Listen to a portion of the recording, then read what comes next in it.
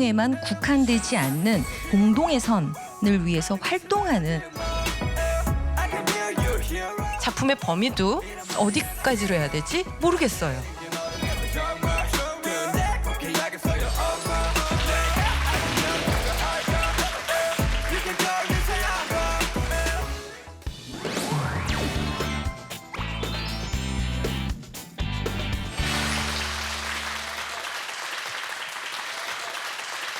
오늘 주제가 방탄소년단 팬덤 그리고 방탄소년단의 예술 형식에 대한 주제인데요. 무슨 팬덤에 대해서 연구가 필요하냐라고 이제 생각하시는 분들도 있으실 것 같아요.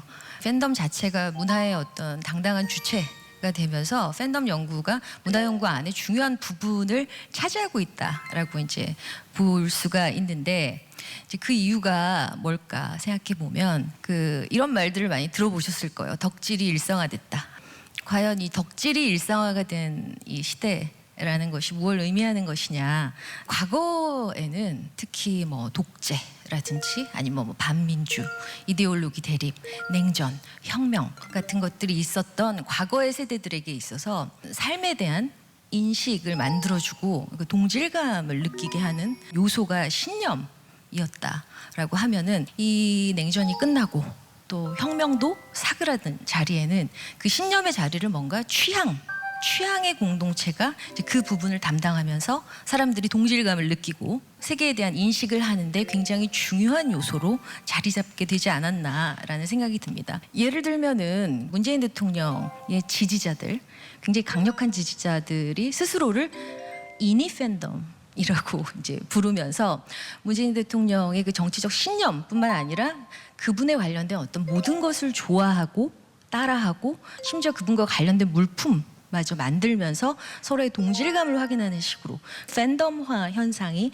일어나고 있다라는 걸 여러분이 아실 거예요. 그게 바로 신념 공동체 안에서 어떻게 취향이라는 것이 작동하느냐라는 거를 설명해 준다고 했을 때, 방탄소년단 팬덤이 보여주는 그런 어떤 정치적인 성격들이 분명히 있다라고 이제 생각을 하고 이제 얘기를 해볼까 합니다. 방탄소년단은 일단 K-팝 가수죠. K-팝이라는 게 아시겠지만 일단 한국에서 탑 아이돌이 되면 그 인기가 그대로 외국에 전파되는 이제 그런 방식으로 K-팝 팬덤이 글로벌하게 만들어졌단 말입니다. 그런데 이제 방탄 팬덤 같은 경우에는 한국에서 탑 아이돌이 되기 전에 이미 해외에서 특히 K-팝에 전혀 지식이 없는 혹은 관심이 없는 기존의 K-팝 팬층이 아닌 외국인들한테 어필하면서 강력한 팬덤을 규합한 게 바로 방탄소년단 팬덤의 특징입니다. 방탄소년단의 뮤비라든지 영상을 보면서 이들의 세계를 이해하면서 강력한 팬으로 결집이 되면서 글로벌 팬덤이 만들어졌다라고 할 수가 있는 거겠죠. 그렇기 때문에 기존의 K-팝 팬덤과 이런 형성 구조 방식에서 차이를 보이는 방탄 팬덤은 그 방탄 팬덤 내부의 양상도 조금씩 기존의 팬덤과는 다릅니다. 예를 들자면은 10대를 타겟으로 하는 아이돌 문화의 특성상 10대, 특히 여성 이 대부분인 이 기존의 K-팝 팬덤과는 달리 방탄은 10대 한정 아이돌이 아니다라는 이제 얘기들이 돌고 있어요. 이제 거기에 대한 근거로 우리가 흔히 뭐 포털에 방탄 기사에 달리는 댓글에 이미 1, 2위가 언제나 3, 40대 여성이다. 타 아이돌에 관련된 기사와 비교해 봤을 때도 차이가 난다라는 것은 뭔가 세대 구성에 있어서 조금 두드러지는 측면이 나타나고 있는 게 아닌가, 이제 이런 생각을 할 수밖에 없게 만들죠. K-팝 산업은 팬덤 없이는 성립되지 않습니다. 다시 말해서 10대를 타겟으로 한 이 산업에서 가장 중요한 것은 10대 팬덤들의 구매력이에요. 팬덤의 어떤 규모에서 앞서지 않으면 탑 아이돌로서의 뭐 수명이라든지 이윤 추구가 상당히 어려워지는 것이죠. 그래서 갑자기 이렇게 세계 탑 아이돌로 부상하게 된 그 배경에는 방탄소년단의 팬덤이 기존의 10대 여성에 국한된 팬덤, 그리고 특정 지역들에 국한된 팬덤에 그치지 않고 그 경계를 계속해서 넓히고 있다라는 거죠. 그 리더인 RM이 그런 말을 한 적이 있어요. 음악과 퍼포먼스는 언어, 국경, 인종을 뛰어넘습니다. 여러분이 빨간색이든 파란색, 오렌지, 초록, 보라색이든 그건 중요하지 않습니다. 이제 그 부분에 굉장히 외국 팬들이 반응이 좋았어요. 그러니까 이거는 내가 비록 K-팝 아이돌 출신 그리고 한국 뮤지션이지만 우리 음악이 타 언어와 타 인종에게도 굉장히 공평하게 평등하게 영향을 미치고 너희들에게 똑같이 다가가겠다라는 뭐 그런 선언이나 다름이 없었고, 방탄이 그들의 가사, 노래 그리고 그들의 행보, 인터뷰 이런 거에서 끊임없이 보여준 게 바로 사회적 약자에 대한 포용이에요.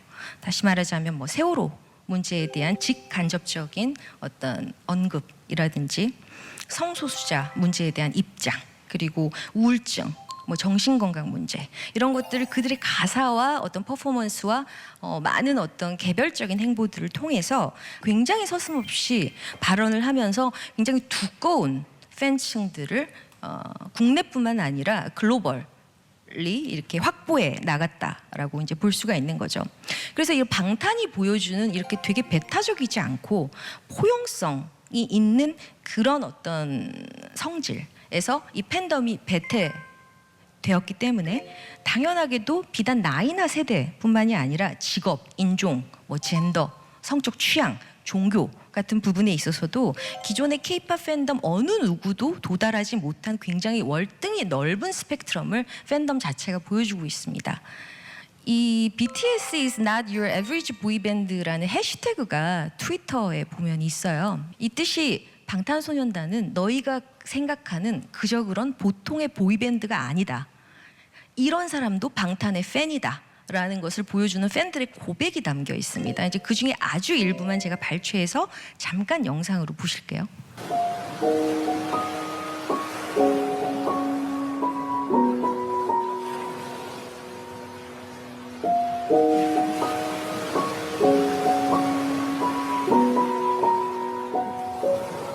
보시면 굉장히 다양한 연령대의 사람들이 뭐 반복된 자살 시도를 하고 병원에 입원했을 때 방탄의 음악을 처음으로 듣게 되었고, 그다음에 뭐 세 자녀가 딸린 주부인데 극심한 우울증과 굉장히 자기 존재감이 날로 옅어지는 상황에서 자기 자신을 스스로가 뭔가 감당할 수 없는 상황에 방탄의 음악을 듣고 뭔가 삶의 의미와 자신의 존재감을 다시 한번 되찾게 되었다, 이런 얘기들도 있고, 굉장히 작은 소도시에 사는 나는 백인 남성인데 백인 남성이 한국의 아이돌을 좋아한다는 거에 대해서 굉장히 어떤 시비를 붙을 정도의 그런 어떤 시선과 눈길들이 있지만 부끄럽지 않다. 왜냐하면 방탄은 그 이상이기 때문에.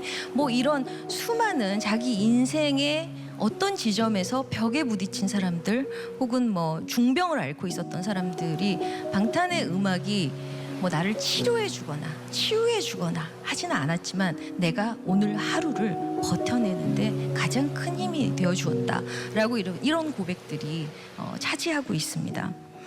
이런 어떤 다양한 스펙트럼을 가진 팬들의 활동이 트위터에서 특히 굉장히 다양하게 펼쳐지고 있는데요. 자기 자신의 아이덴티티를 공개적으로 얘기하면서 팬덤 내부에서 뭔가 인종주의적 혐의라든지 아니면은 뭔가 흑인들에 대한 차별, 아시아인들에 대한 차별 이런 기미가 보일 때는 뭐 Army Against Racism 이라는 해시태그가 붙어서 그 아래 우리는 아미고 아미는 절대로 인종 차별을 하지 않는다. 뭐 이런 식으로 팬덤 내부의 어떤 윤리와 규율에 대해서 재확인하면서 다양성 안에서 절대로 어떤 다른 타자를 배타하지 않는, 배척하지 않는 그런 팬덤이라는, 왜? 우리 팬덤 자체가 그런 다양성의 구조물이기 때문에 라는 걸 재확인하는 그런 해시태그가 나오는가 하면, 한때 그 영국에서 이슬람들을 상대로 폭탄 테러 예고가 있었던 적이 있어요. 이제 그때 아미 팬덤들이 이 두 번째 이 프로텍터 무슬림 데이라는 해시태그를 올려서 전 세계의 아미들이 이슬람 아미를 지켜주자.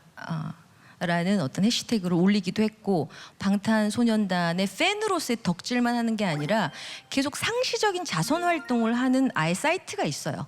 One in an Army라는 사이트인데 매달 새로운 자선 프로젝트를 정해서 거기에 체계적으로 기부를 합니다. 7월 달에 하는 기부는 그 Thirst 프로젝트라고 해서 세계의 깨끗한 물을 마실 수 있게 깨끗한 물을 위한 필터를 제공하는 사업을 아미 팬덤 안에서 받아서 그걸 기부를 하고, 몇 달 전에는 시리아 그 그 전쟁 지역에서 난민들을 구조하는 그런 어떤 프로젝트에 기부를 받기도 했었어요.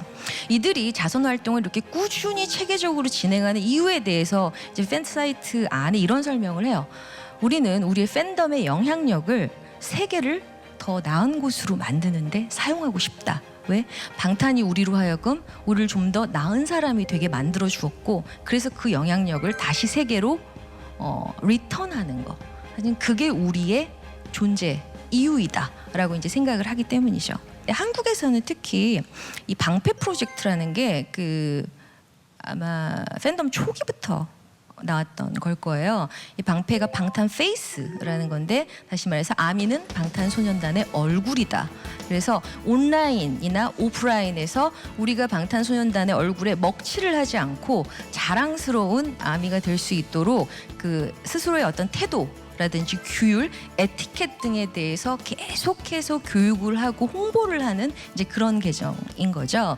그래서 방탄소년단이 주체가 되는 그런 공연이 끝나면 이 방패 프로젝트에 자발적으로 신청한 사람들이 남아서 그 온갖 장소의 쓰레기를 다 치우고 집에 돌아가는 이런 어떤 상시적인 활동을 보여주기도 합니다. 팬 활동에만 국한되지 않는 세계와 우리 공동체를 위해서 뭔가 어떤 공동의 선을 위해서 활동하는 이런 모습들은 사실은 방탄소년단이라는 어떤 아티스트 자체가 보여주는, 혹은 이제까지 증명해 왔던 그런 어떤 포용적인 그리고 확장적인 그런 성격에서 유래된 팬덤의 특수성이라고 할 수 있을 거라는 생각이 듭니다.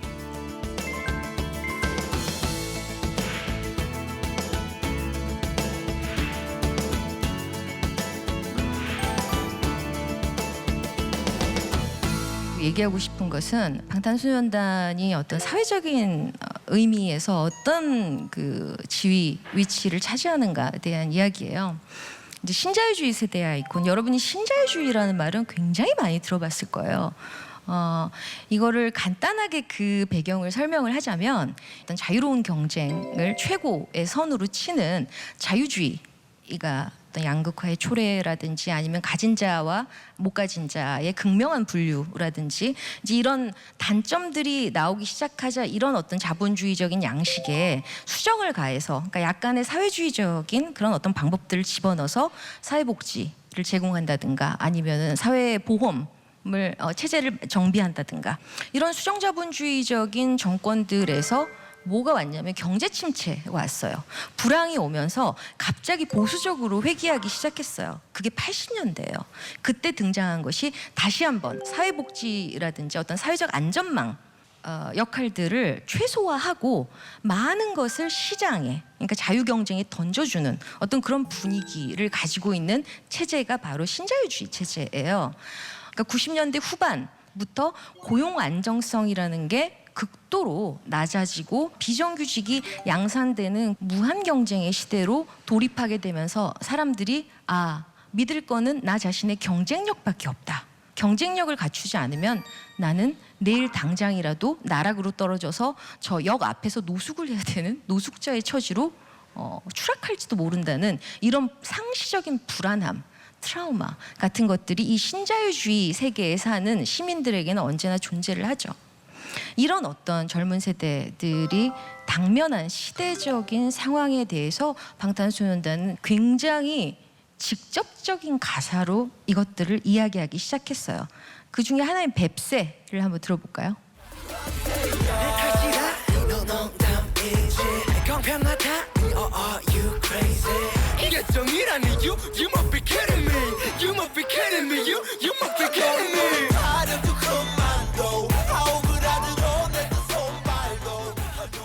자, 이게 정의라니, 공평하다니, 너 농담이지, 이런 어떤 사회적 정의의 문제를 이런 무슨 댄스곡에 이런 가사가 있었다니 라는 생각을 하실 수도 있을 정도인 거죠.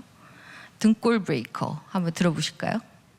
교육은 산으로 가고 학생도 산으로 가 21세기 계급은 반으로 딱 나눠져 있는 자와 없는 자 쉬는 자와 없는 자 입은 자와 벗는 자 또 길을 써서 얻는 자 이게 뭔 일이니 유행해서 넌 밀리니 때를 쓰고 애를 써서 얻어내지 찔리지 아이돌 가사에 21세기 계급이라는 말이 나오다니요. 이건 무슨 사회학 서적도 아니고 사실 이런 거는 굉장히 은유적으로 비유적으로 돌려 이야기를 하기 마련인데 제대로 계급이라는 말을 써서 듣든지 하는 뭐 이런 그런 태도가 이 가사를 쓰는 태도에 나타난다라는 거죠. 그리고 쩔어. 세계 누가 그래요? 그럼 난 유포가 좋으니까 유포 세대 어른과 어른들은 인기가 없다면 우리 싹 주식쳐 해먹기 전에 죽여 네, 3포 세대 뭐 아시죠? 출산, 뭐 연애, 결혼, 이 경제적인 문제 때문에 이런 걸 포기하는 세대들의 그 양상 같은 거를 앞에 쭉 들으신 것처럼 굉장히 파퓰러하고 경쾌한 비트 안에 이런 걸 숨겨놓는 전략을 쓰고 있죠. 그러니까 오히려 더 가볍게 듣고 아무나 듣게 만드는데 그 안에 굉장히 노골적인 가사를 담고 있다. 뭐 이런 체제 비판 같은 것들은 사실 비틀즈 이후로 모든 대중 예술가가 마치 액세서리처럼 자신의 작품에 걸지 않았냐 이렇게 얘기할 수 있지만 방탄소년단만큼 이렇게 지속적이고 일관되게 체제와 사회적인 문제에 대한 이슈를 제기한 아티스트는 드문 케이스에 속한다라는 게 이제 제가 바라보는 입장이고요. 이들은 모두 다 가사들을 자기들이 쓰기 때문에 젊은 세대들의 그 사회적 처지 내지는 감정, 불안감, 우울감에 이렇게 공명하는 방탄소년단이 주는 위로를 팬들이 굉장히 거대하게 받아들입니다. 그 한 팬이 이런 얘기를 한 적이 있어요. 방탄은 이런 팀이다. 피곤한 얼굴, 어쩐지 나와 닮은 듯한 그늘, 우리 같이 살아내고 있다고 천천히 우리가 할 수 있는 것을 하면서 가자고 말하는 목적과 목표만 중요했던 날들의 끝과 함께 찾아온 우리들의 아이콘이라고 얘기를 합니다. 젊은 세대들에게 방탄의 행보와 방탄의 노래는 아이콘적인 역할을 하는 거고 이들이 보여주는 어떤 직업윤리, 스스로에 대한 자기개발 이런 것들이 롤모델의 역할을 하고 있다. 이 취향의 공동체로 만난 팬덤이 정치적인 가능성 혹은 혁명적인 의미를 갖는다면 방탄이 보여주는 사회적인 그런 자신들의 표상에서 비롯된 것이 아닌가라는 생각을 해보면서 오늘 방탄소년단 팬덤 아미에 관한 짧은 그런 강연을 마치겠습니다. 감사합니다.